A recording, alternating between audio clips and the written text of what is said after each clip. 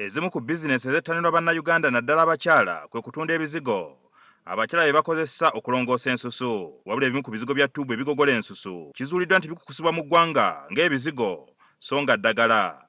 Ekitongole ekivunanyizibwa ku mutindo gw'eddagala mu ggwanga ki National Drug Authority kinokoddeyo bino nga Skin Balance Cream, Carolite, Secret Girl, Skin Success Cream, Damovet Cream n'ebirala.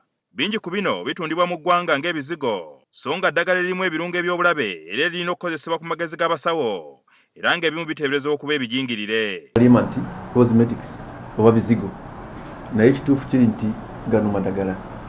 Obwenyegolera aba revenue bakoze ekikwekweto ne bakwata ebintu containers ez'ebintu bino. David Nahamya ono nga yavunaanyizibwa ku kulondoola omutindo gw'eddagala mu National Drug Authority agamba nti abakyala be basinga okubikozesa okweyerusa ekiyinza okubaviirako okulwala endwadde z'ensusu okuli ne kookolo. Oyinza kwonoona olususu, oyinza kujjamu ebirwadde nga bya sukaali ng'ebyo obikozesa nnyo, ebintu bingi. Olususu luyinza kugwako, ndowooza walabyeko ng'abakyala abatalina lususu obikozesa ebbanga ddene obuzibu bwe butandikirawo. Bwe liyingira mu musaayi oba mu mubiri genda kufuna obuzibu bungi, genda okukozesebwa nga omusawo nga yabiwandiika. Ekitongole ki National Bureau of Standards kye kivunaanyizibwa ku mutindo gw'ebyeyingizibwa mu ggwanga. Wabula aba National Drug Authority bagamba nti okusobola okukuuma obulamu bw'abantu omulimu guno bagenda kugweddiza era nga n'etteeka liri mu bubage. Cosmetics ebizigo ng'ebyo ja kulabira medical devices bino. Mu maduuka ag'enjawulo wano mu kikubo mu Kampala naddala agatunda ebizigo by'abakyala tukizudde ddala nti bitundibwa.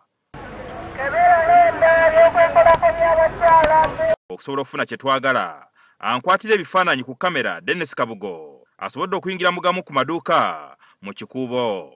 Mbifunye naye kanyingire ngule kati. Are Skin Balance Cream. Fire Skin Balance Cream. Ne Carolite bubiri. Mbifunye biguze. Ekitongole ekivunaanyizibwa ku mutindo gw'eddagala ki National Drug Authority kitegeezezza nti ebimu ku bintu nga bino naddala ebikozesebwa abakyala bireetebwa mu Uganda nga babikwese ng'ebizigo kyokka ng'ate eddagala. Wabula bagamba nti ebintu bino ebimu ku byo bya bulabe. Tusobodde okutuukako wano mu kikuubo ne tukizuula nti ebintu bino ddala mu katale mwebiri. Twayogedde n'abalebiri ne bakitegeera, biro bisitale ne bakitegeera, kati tukolagana wamu kulaba nti babikkiriza.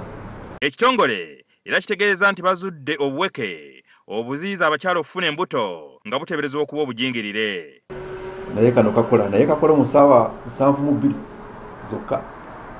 Twegamba omukyala bwe bamukute ne bakola bino ebikyamu bya rep nako kamuyamba. Mu mafamasizi ayobweru mu makiliniki mwalimu akali fake akatali katuufu mu luzungu akubeeta counterfeit. Naye buzo buliko kiri nti bwonna bifaanagana. Agamba nti obuweka buno bwatunzi nnyo mu bakyala naddala abavubuka abali mu matendekero aga waggulu era ng'okutandika okubicupula lwakuba nti bwatunzi nnyo era nga buzibu okwawula ku butuufu n'obujingirire. Bw'olaba wano toyinza kukitegeera nti waliwo ekikyamu, bwonna gafaanagana. Naye akatuufu ke kano ke kafuufu kakyamu. Bategeeza nga bagenda okukola ebikwekweto babawe ebimu ku bintu ebitundibwa tebyekebejjeddwa. Jingo Francis, NTV Akawungezi.